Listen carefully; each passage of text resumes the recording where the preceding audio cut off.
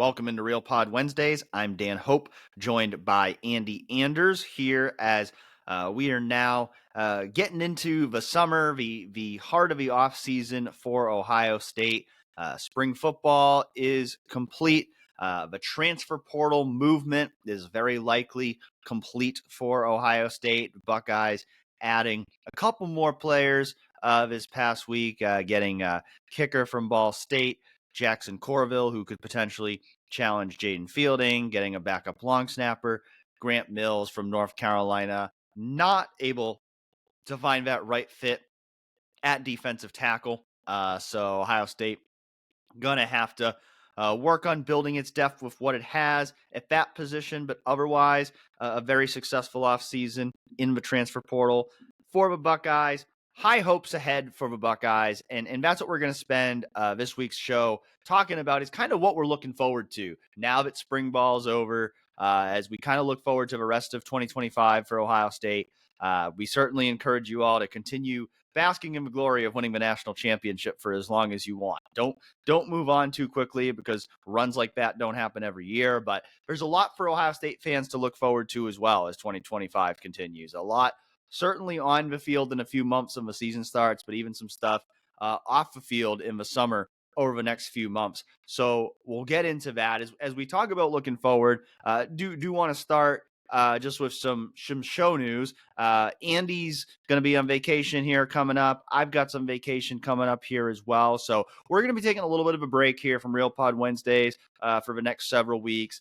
Try to recharge a little bit as we get into this quiet time on the calendar and kind of figure out what we want to do going forward in terms of the podcast, video stuff that we're doing over at 11warriors.com, working on bringing some new ideas for video content to life, hopefully this summer. And so we hope you stay tuned with us over on 11warriors.com, over on 11 Warriors YouTube channel.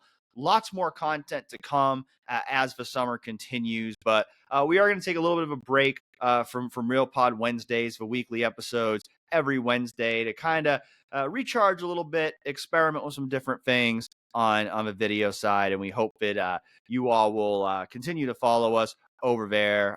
Certainly looking forward to producing some fun content here this summer, but also trying to get a little bit of our energy back, Andy, as we gear up for what should be another very exciting season of Ohio State football ahead. Yeah, I'm kind of excited to kind of take a step back and look at some of the ways, and we've already talked about it too, obviously off air, some of the ways we can improve what we do on the video side. Life is always a constant cycle of change and doing new things, trying new things. Doesn't necessarily mean that Real Pod Wednesdays is going to be gone forever or anything like that, but just even like opening up different avenues of what we can do. Visual storytelling is something I think I'd personally be pretty fond of looking into. And so, just kind of figuring out how to deliver the best product, the best, most engaging thing. I think we have some plans to involve our viewership a lot more. You guys who listen to us, and we're so grateful that, you've supported us all this time.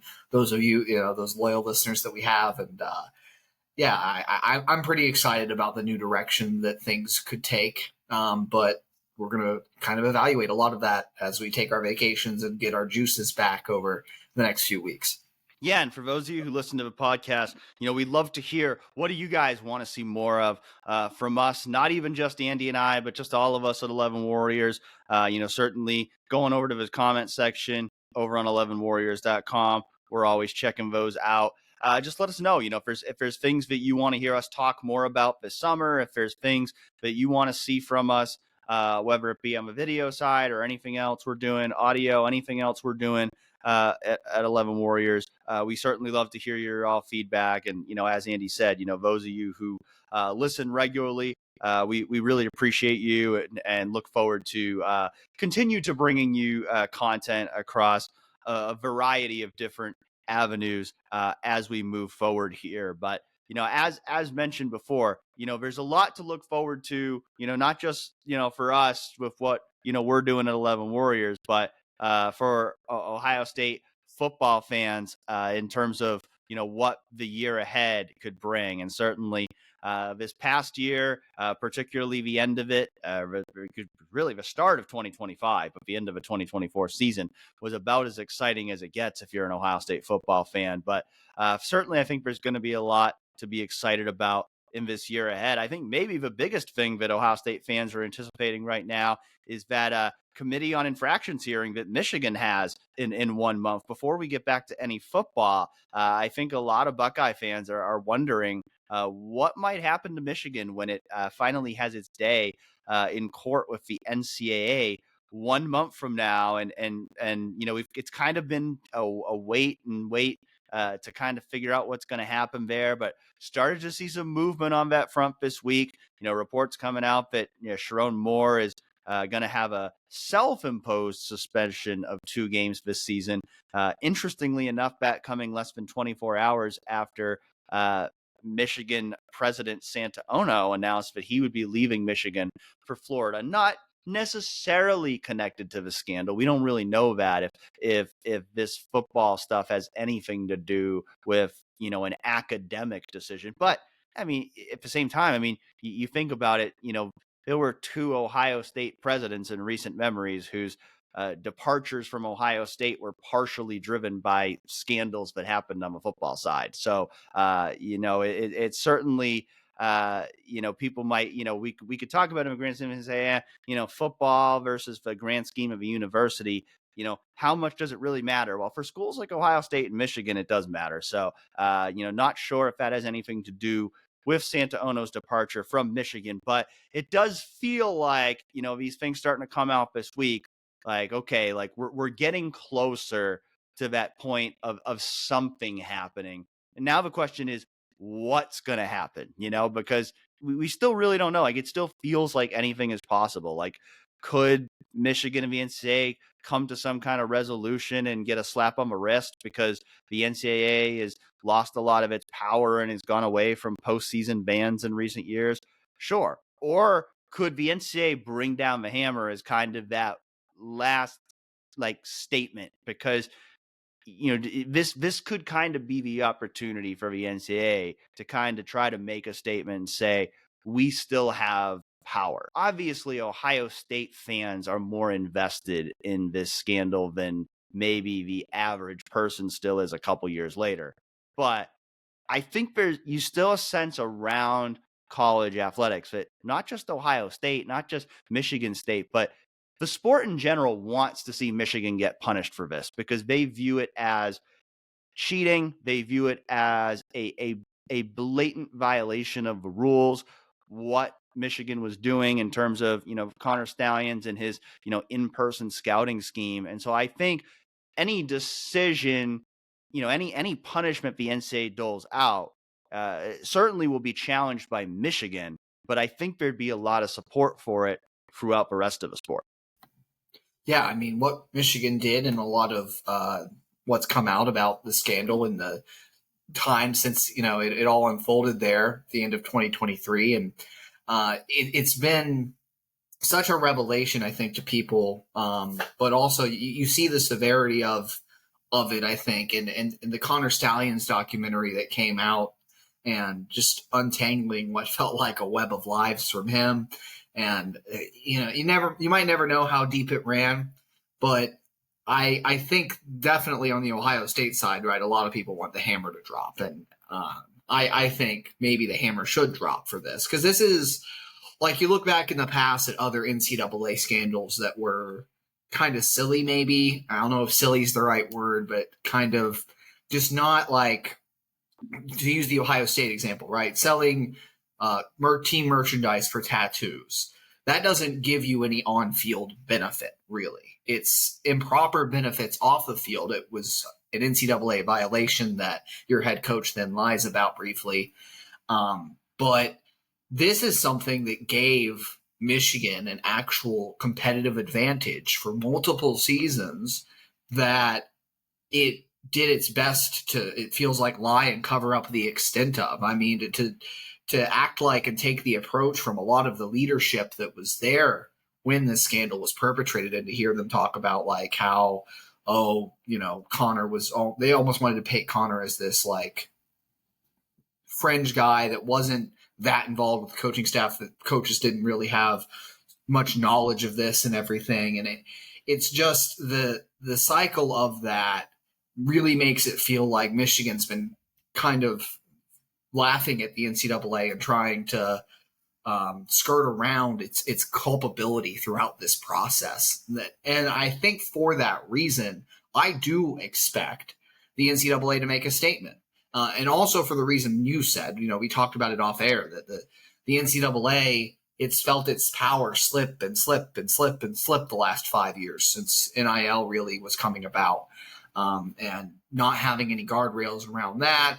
The Big Ten and the SEC really trying to take full control by the reins and steer the direction of the sport going forward, of college football. All this stuff that's been done, and the leadership vacuum that was there at the NCAA with the previous regime for a while, right? All this stuff, the NCAA has seen its power decrease over the years, and at the same time, it's throughout multiple phases of the scandal. It really feels like Michigan has kind of felt like it could outfox the NCAA in certain respects. I think that there will be severe punishments for this. And I'm curious to see what they are.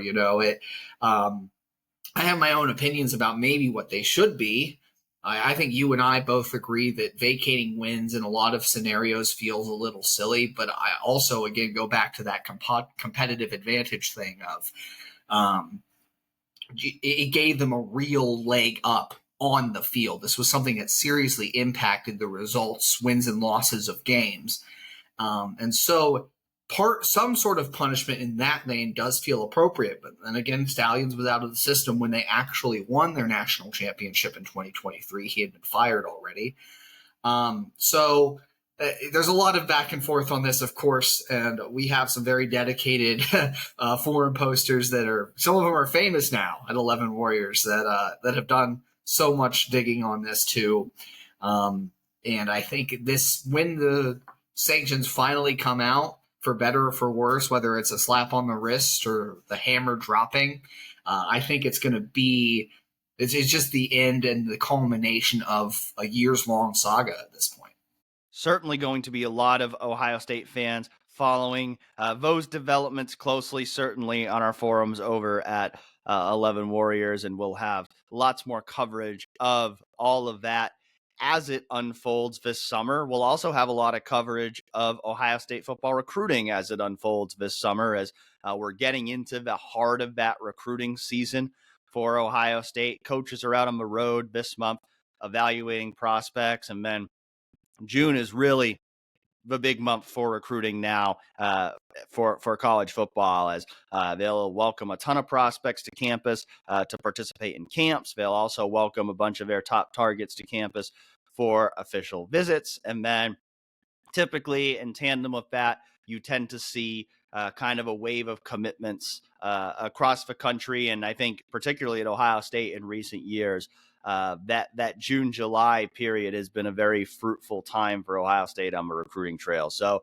it's going to be fun to see what Ohio State is able to do there this summer. They've already got a lot of momentum right now on the recruiting trail coming off this spring. Just landed another top wide receiver this past weekend, Chris Henry Jr.'s teammate, Caden Dixon-Wyatt, which basically fills out their wide receiver class. Maybe they could add one more, but they're in a really good spot there at wide receiver. They've already got a 5-star safety in Blaine Bradford. They're off to a great start on the offensive line, and lots of intriguing players coming to campus this summer. I mean, I think, some in-state guys like Sincere Johnson and Favor Aki are certainly going to be on commitment watch this summer. And then, they're going to be, doing some big game hunting with some more 5-stars too. Braylon Womack, they could land Braylon Womack at safety to pair with Blaine Bradford and Simeon Caldwell. That would be an absolute home run. Certainly on the offensive line, I think Felix Ojo is going to be a big visitor this summer. Ohio State kind of deadlocked in a battle with Texas for that 5-star offensive tackle right now. They really love to land him. PJ Dean's a guy they seem to have some momentum with on the defensive line. Carson Baker, another running back they seem to have some momentum with, along with Favor Aki. And there's always some surprises. There's usually, this summer wave of visits, usually there's somebody who maybe we're not expecting going in who ends up Ohio State's able to win them over, and they end up getting a big commitment. So it's going to be fun to watch all that unfold this summer. Yeah, we all love to follow Ohio State recruiting, right? And, building the future, all this stuff. It's always an exciting part of the summer. And frankly, one of the, summer is such this delta of press availabilities is, I guess, the word I'm looking for. We don't always get to talk to many players or coaches during these May, June, July months before preseason camp. And then we get to August and it's like pedal to the floor. Football season's here. Let's get after it.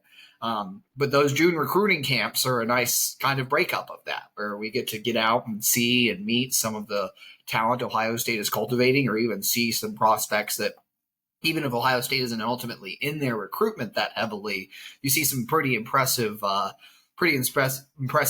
I mean, I remember watching Emmanuel Ihinacho at last year's recruiting camps, and just such a hulk of an offensive line prospect. That those kinds of guys. It's fun to get out there and evaluate, and you get a chance to talk to some assistants and kind of see what they're hearing, see what they're feeling, talk to them just even casually about how off-season preparations are going. I do want to say, the way Matt Guerreri's run at safety, man, to have what they already have in that class, and to be hosting Braylon Womack over the summer, potentially adding so much talent. I mean, Ohio State, I feel like the last few seasons now has really started to get an even bigger core. They already had a great core of elite recruiters on this coaching staff, but the wins that Matt Guerreri has had, what Tyler Bowen has done since arriving to campus, I think this June and July is emblematic of kind of a staff-wide growth on the recruiting front for Ohio State. And again, they were killing it already. They were signing top 5 class after top 5 class under Ryan Day. But it really feels like the standard that Brian Hartline had set for Day's entire tenure of signing these top flight receiver classes. We've seen Tim Walton do that now with the corners. We've seen Matt Guerreri do that now with the safeties. Keenan Bailey has built a ridiculous tight end room we've talked about time and time again, and again, Tyler Bowen. So to see that, I think, again, that these summer recruiting camps and visits are emblematic of an even better direction Ohio State is moving on the recruiting trail right now.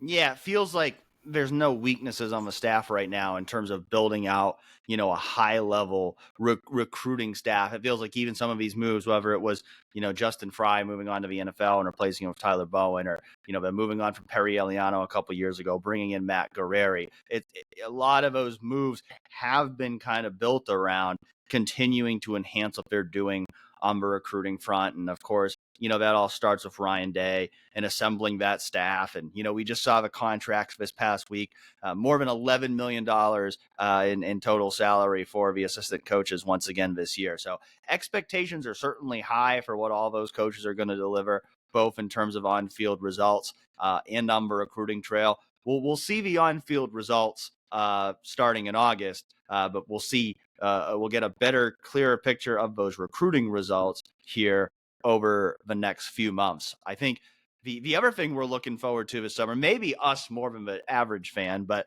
Big Ten Media Days hitting Las Vegas this summer. That's going to be a lot of fun, I think. Certainly for us, Andy. I mean, I'm sure there are bound to be some Ohio State beat shenanigans, and I think it's going to be fun to see. Usually somebody at these big events, somebody maybe goes a little bit overboard, and you feel like throwing the whole media contingent in Vegas has the potential for some fun stories. I absolutely. I'm always right in the middle of if there's fun to be had, I'll be there. I've never been to Las Vegas, so I'm pretty excited for this trip. I don't expect to go blow all my money at a casino or anything, but definitely we'll be having some fun. And that's one of my favorite parts, too, of working this beat is those trips that we take.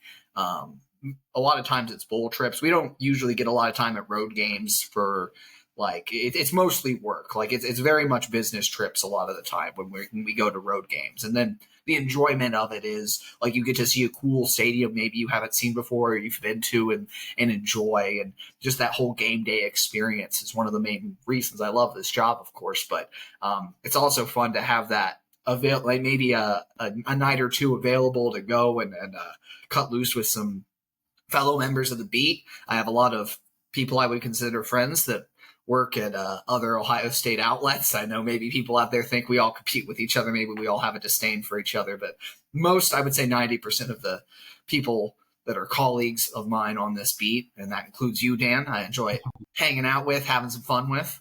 So that part of it is like just exciting, and it might not be exciting to anyone listening, but it's exciting for us, and I'm excited to take in Vegas. And I think maybe there is a level of excitement too for the fans of, hey, you get to watch Big Ten Media Days at more of a destination than maybe Indianapolis and it being in Lucas Oil every year. Yeah, I mean, frankly, I was kind of surprised when this got announced, where it almost felt like there was not a lot of excitement from the beat about this. And I'm like, to me, like, I mean, I'm not a drinker, like I'm not a big gambler, but like to me, like, yeah, like Vegas will be fun. Like I've never been to Vegas. I've heard good things. So, I'm excited to get the opportunity to check it out, while also certainly doing a lot of work as well, covering that event for 11 Warriors. And I think, the thing that's always exciting about Big Ten Media Days is it feels like the unofficial kickoff to the football season. So we're still a little more than a couple months away from that, but you kind of know, like once you get to Big Ten Media Days, then that means we're about to get into camp and we're really on that ramp up to the football season. And, it's going to be an extremely exciting football season this year. Because, I mean, you're always going to be excited when you're coming off of a national championship. But let's be honest, if Grambling was Ohio State's first game on the schedule, the season opener just would not be as exciting as it is when Ohio State is starting its season with Texas. And I mean, I think that's the whole month of August, I think, is going to just feel like a build up to Ohio State versus Texas. I mean, does a season opener get any bigger than this? I mean, if we're being honest, like this could be a 1-versus-2 matchup. It's a rematch of what was arguably the best game in college football last year, the Cotton Bowl, which, of course, is a game that's going to live on in Ohio State lore for decades to come because of Jack Sawyer's scoop and score.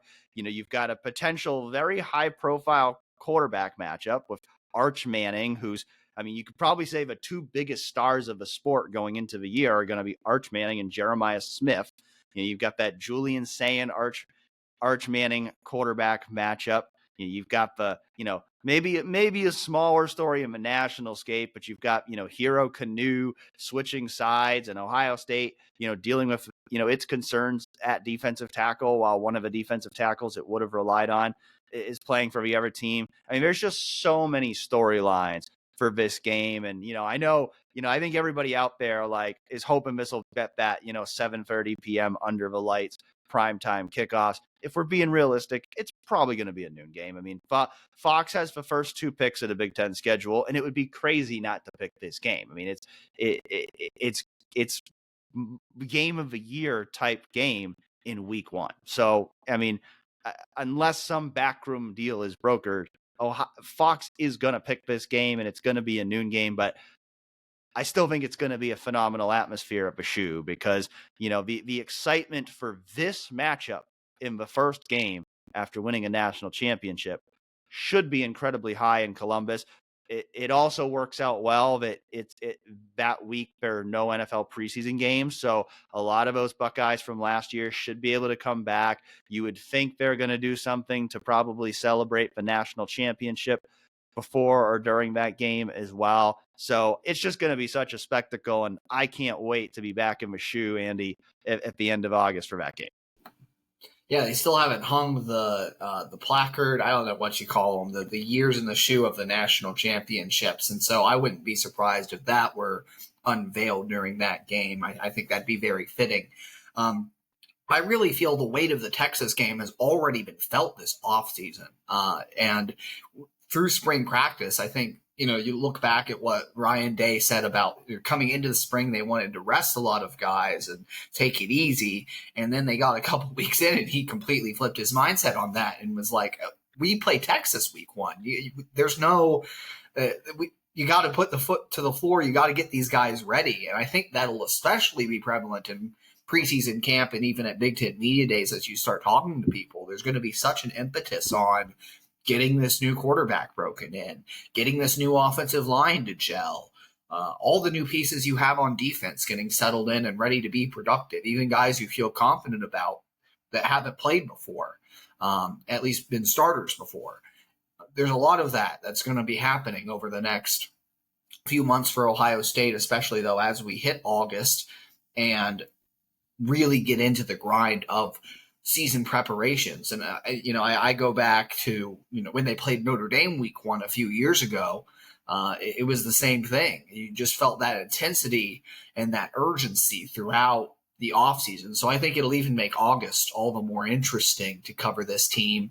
And then nothing like a marquee matchup in the shoe with it rocking. I identify with the fans that, wish that were probably a night game. But like you said, realistically, it's going to be a noon game. So I'm not going to let it take away from my enjoyment of that experience, that it's not a night game. I'm going to embrace the noon atmosphere because it will still be a great one in the shoe, like you said. And it's just two of the biggest brands, the biggest entities in college football clashing in week 1. So this is one of the best season openers you could possibly imagine for Ohio State, and far from the last marquee game they'll play. And I think that the first one outside of obviously Michigan that you circle on the schedule really going forward from that Texas game is the Penn State game. Penn State coming to the shoe. And for not only do I think both of us are very high on what Penn State can be this year. They have a lot of talent coming back. We're going to have an amazing backfield. Going to have an amazing defense as usual. But that defense is also going to be coordinated by one Jim Knowles, who left Ohio State to become a Penn State Nittany Lion, return to his home state of Pennsylvania, and coach.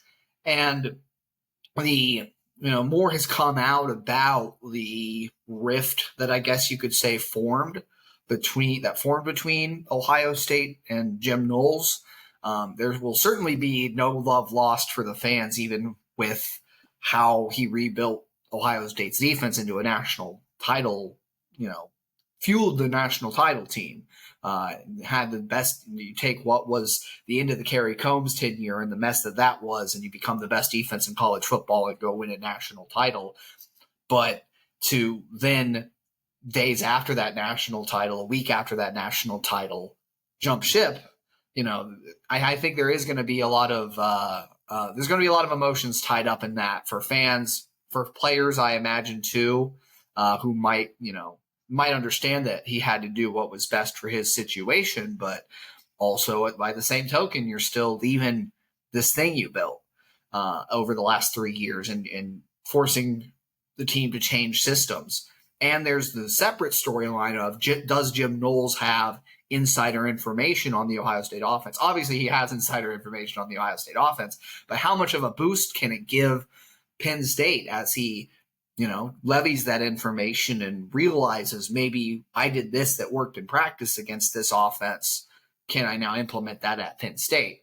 Does Ryan Day have changeups in the back pocket, or Brian Hartline have changeups in the back pocket to throw at Knowles in that game? There's a lot of storylines tied up in that. And on top of it, I think we expect it to be a top 5 game again, like it was last year. So I'm very excited. I think after the Texas game, that it's just another marquee big game I'm really excited to cover there in midway through the season.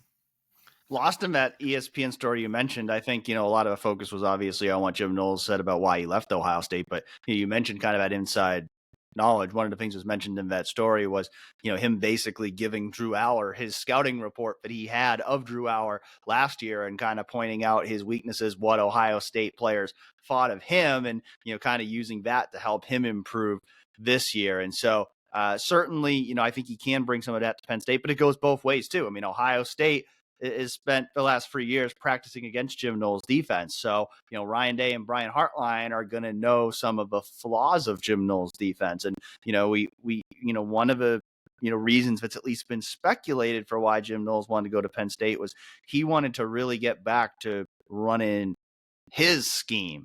And Ryan Day went in midseason and kind of told him to change his scheme because it was not working out the way it was supposed to. So do I think that Ohio State will probably have some ideas about things it can do to take advantage of Jim Knowles' defense? I think they certainly will have some things they're cooking up, and we'll see if that ultimately works. Like you said, I mean, I think Penn State is a very, very real national championship contender this year. We'll see. I mean, it's kind of like we talked about with Ryan Day last year. If James Franklin can't get it done with this team, is he ever going to do it? I think this is kind of their year, their best opportunity. And so, they're going to be a very intriguing team to watch. But yeah, I mean, I think you look at this year's schedule in the shoe. I mean, you've got two big games there that you circle, the Texas game and the Penn State game. And I think, and I hope the Penn State game might actually get that primetime treatment it deserves. It's been a Fox staple in recent years, but if you think about Fox having the first two picks in the TV draft, they're going to pick Ohio State, Texas. They're going to pick Ohio State, Michigan. That leaves the door open, NBC to come in and swoop up that Ohio State, Penn State game, or maybe CBS and that 3:30 slot. But you'd like to see it get that home night game treatment. And frankly, I think if you're Ross Bjork, if you have any influence on those picks at all, you should be pushing for that because the fans really want that marquee home night game. We saw how great the atmosphere was.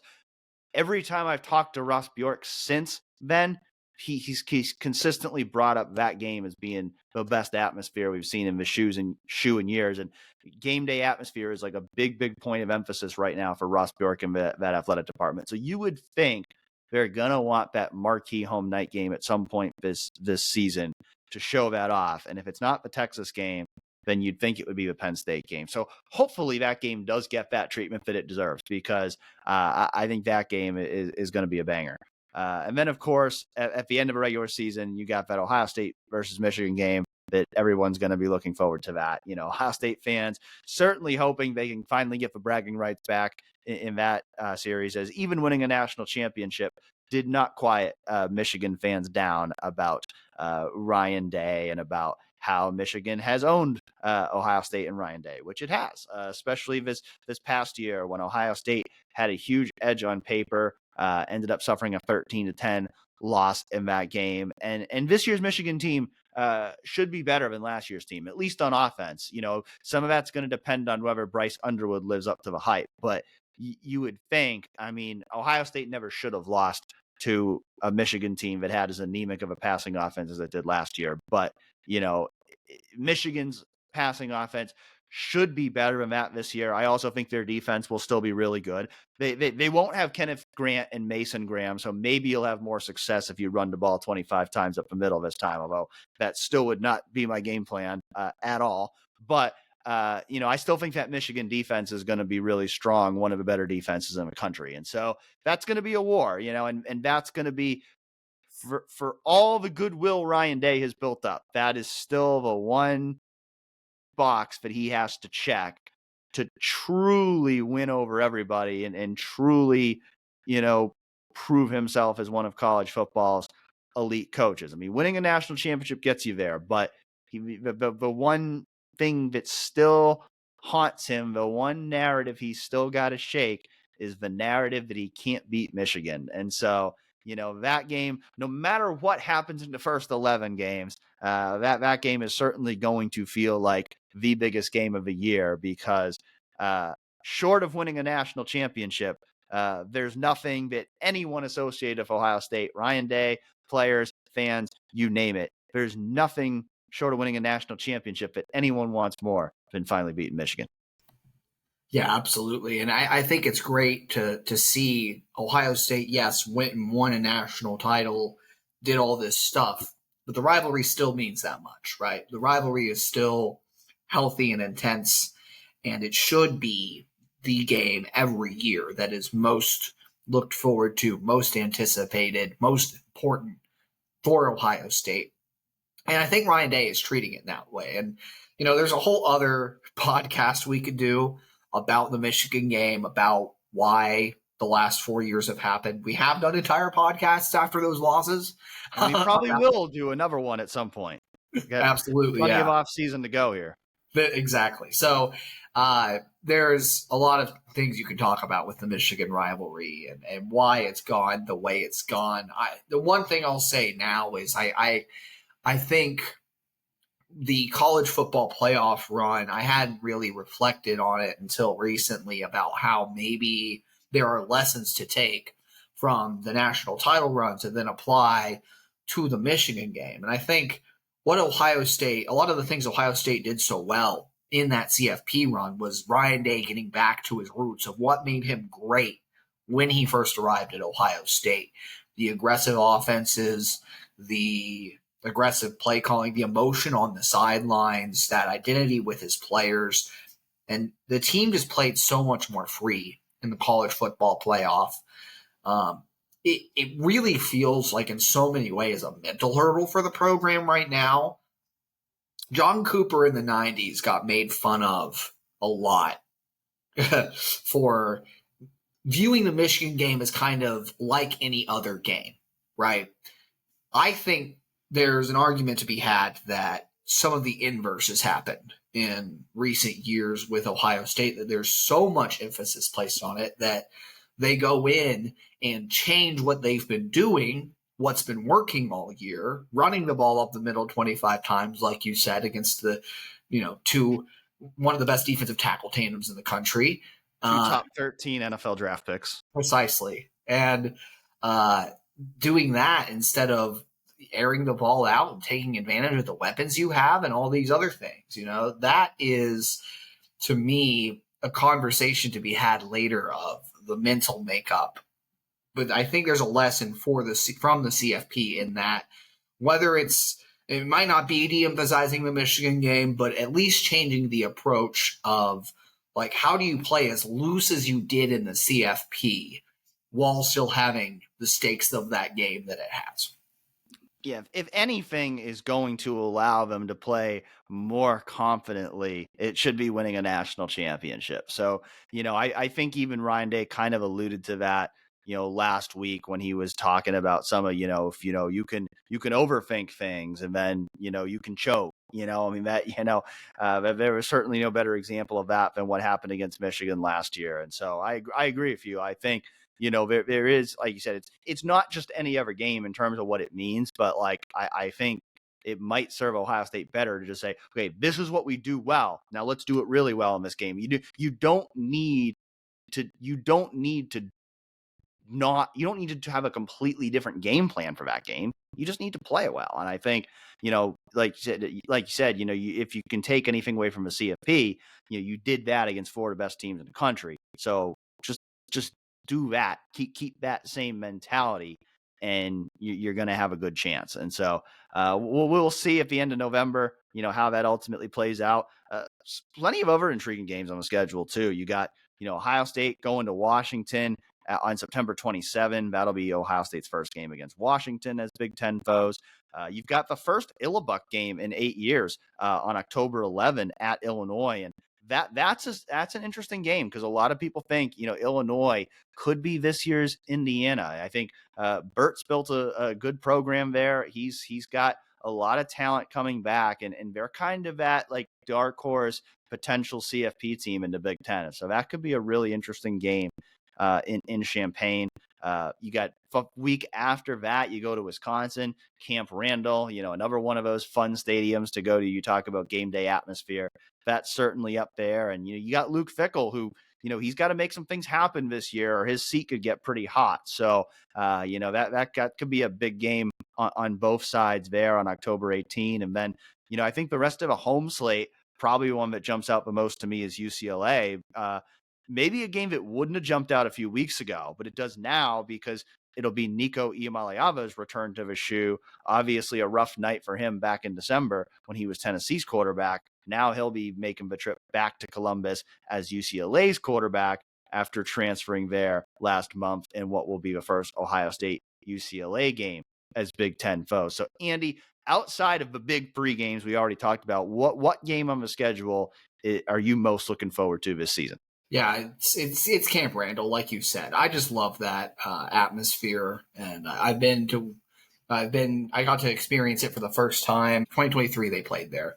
My first year at 11 Warriors on that road trip. Now that road trip was spoiled for some other reasons. That it was I had just been broken up with before we went on that one in 2023, but I still remember the game day atmosphere of Camp Randall. It lived up to the hype. I love that stadium.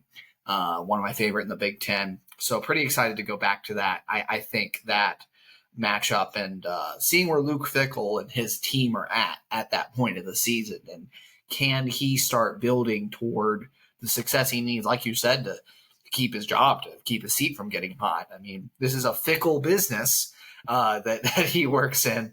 So it is a big year for Luke. And to see where his team is at that point, to see Camp Randall will be packed and loud. It always is when Ohio State goes there.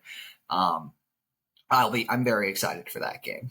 I remember Andy just like cursing in the back seat of my car as I'm driving, and I'm like, what is going on? But fortunately, Camp Randall brought him some joy. I remember us getting some good cheese curds up in Madison. So, yeah, shoot, I forgot. We got to go back to that place. We definitely got, you got to get some cheese curds. You're up in Wisconsin, so definitely got to do that. I think for me, it is Illinois, and one of the reasons why it's Illinois is because it's the one of the traditional Big Ten stadiums. Going to Seattle to Husky Stadium will also be a first for me. But for Illinois, I got so close to seeing a game there. Literally in 2020, I had just gotten to my hotel in Champaign, Illinois, and we get the text that the game had been canceled due to a COVID outbreak at Ohio State. And so I literally the next day, there was no game, but I'm like, okay, before I drive back to Columbus, I'm going to at least like go to the stadium and check it out. So I like parked near the stadium. I like walked around, like took a picture of the Dick Butkus statue, and I'm like, okay, I'm going to go home now. But like after coming so close to seeing a game there 5 years ago, I'm excited because there's actually been twice. I was supposed to go back when I was a Philanteron, I think back in 2013, and then something came up and I was unable to make that trip. So like 2 times now, I have been close to going there, and it's like crazy to me that I'm going into my 9th football season at 11 Warriors, and I still haven't covered a game at Illinois. So I think for me, like that's the road trip.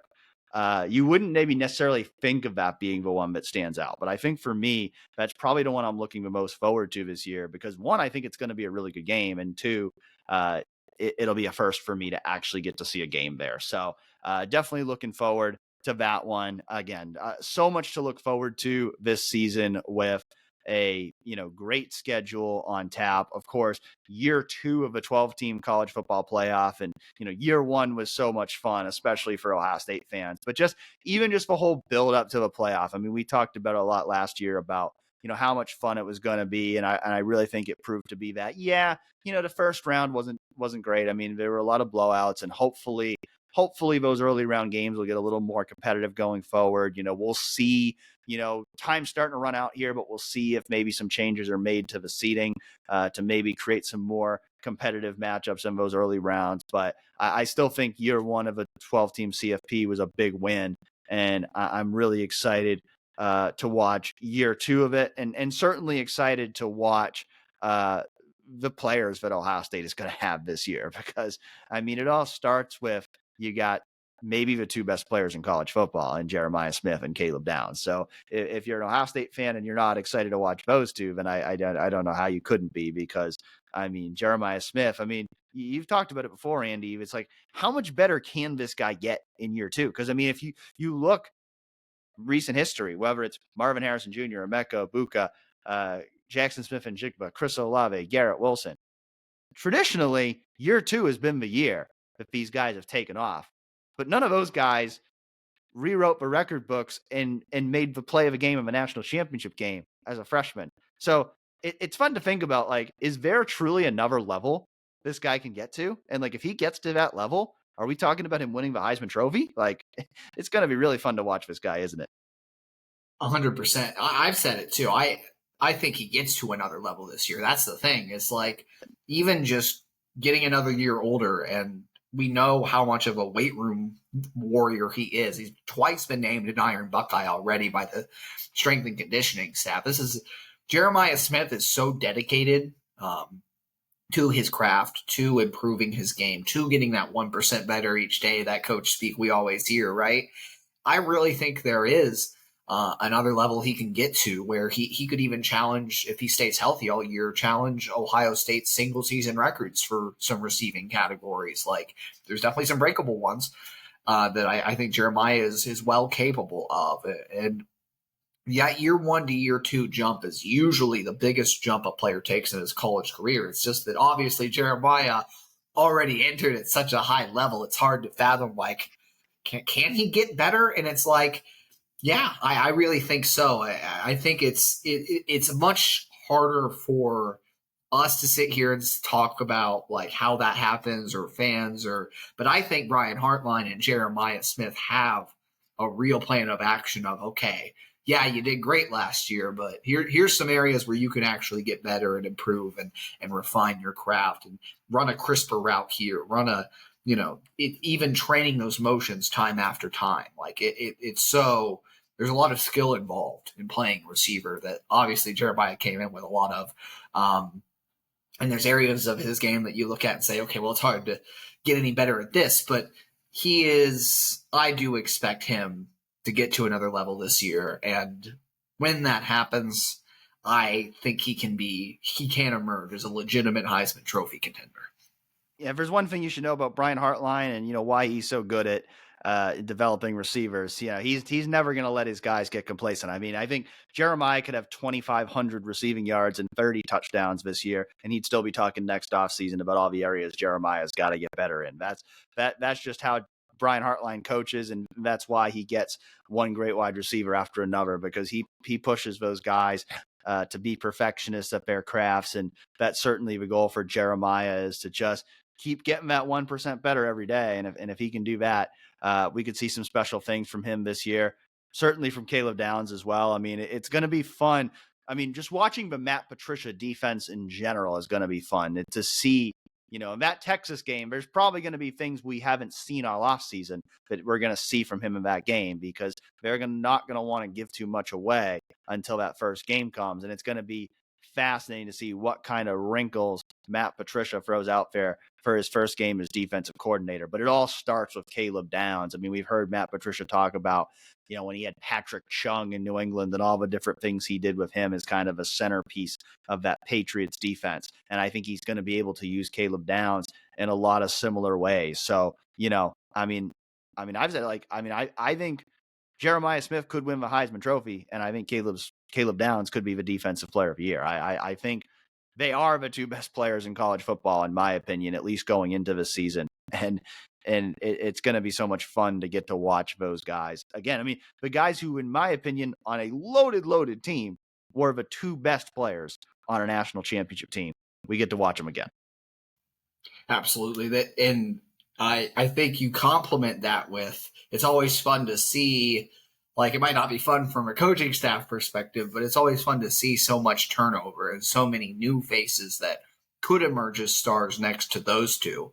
Seeing Carnell Tate now go from being the number 3 receiver to the number 2 receiver, and what kind of jump does that bring, with Brandon Enniston emerging as the slot receiver, delivering on his 5-star talent. What James Peoples, I'm really excited about, and that J.K. Dobbins running style, getting downhill, chopping the feet, but also great cutting ability, very shifty. Seeing what the new makeup of this offensive line is like, and feeling like that could be a real strength for Ohio State this year. Max Clare, coming in and doing what he did at Purdue and adding yet another weapon to that arsenal, plus everything else Ohio State has going at tight end, where Jelani Thurman can get to. You get to the defensive side, and the questions along the defensive line will be interesting to see how they unfurl throughout the year. But expect too at linebacker. I'm really excited about what Peyton Pierce and Arvell Reese can be in this defense. And Sonny Styles is going to take another step too. It's like, again, he did so well at the end of the last season and was the defense's most improved player. You still forget it'll only be his second season as a linebacker. He's going to take another jump and be the block wearer too. What they do with Jalen McClain and Malik Hartford, I think there's going to be a lot of creative things in the secondary. And then, this group of corners and what Lorenzo Styles Jr. has showed in the spring.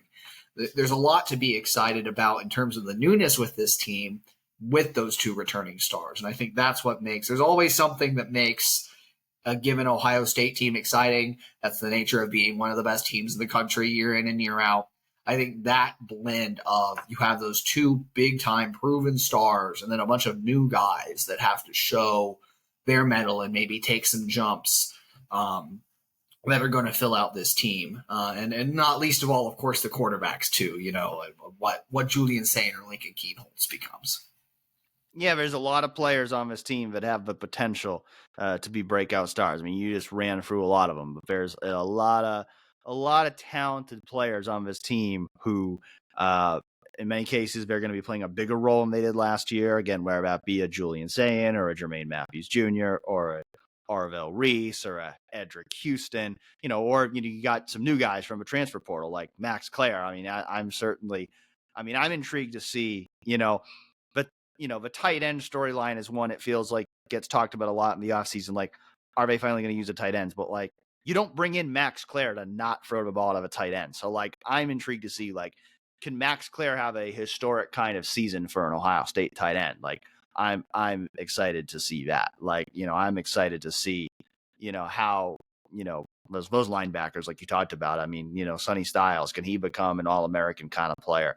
Arvell Reese, Peyton Pierce, how good can they be? I mean, Jermaine Matthews is a guy who, for me, kind of stands out as maybe like the breakout star for this year. I think just based on what we've seen from him over his first 2 years, I think he's been ready to be a star in that secondary. Now he's going to get his chance, and I think he will be. And so, it's just going to be a lot of fun. And, we still got, a few more months to go until we actually get to see those guys play. But I think, getting to watch this spring, it showed there's still a long way to go for this team, a lot that this team still has to work on in the summer. And, a lot of that process is going to start up again soon. Players getting a little bit of time off right now. Ryan Day said it last week. He wanted those guys to get away for a little bit, get some time with their families because, it was such a long season and then they went right into, classes and winter workouts and spring practice. But I mean, same time, you just saw yesterday,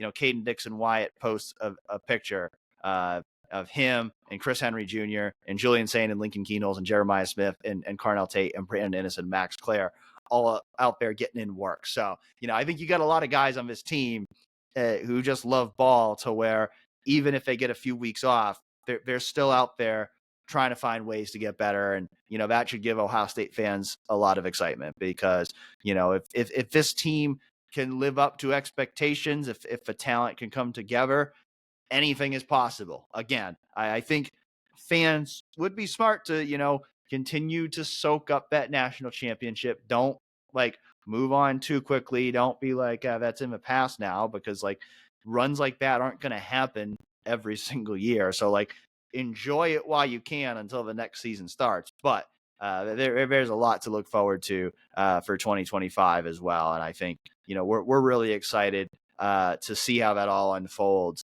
in a few months when the season starts up again. So, in the meantime, again, lots more to come on 11warriors.com and 11 Warriors YouTube channel. Again, we're going to take a few weeks off here on Real Pod Wednesdays, kind of, reevaluate, what we want to do here going forward on the video and podcasting side, and take a little time to recharge here during some of these quieter weeks. But, we'll be back in full force soon, and very excited to continue covering this Ohio State football team as we get closer and closer to the 2025 season. So for now, he's Andy Anders. I'm Dan Hope.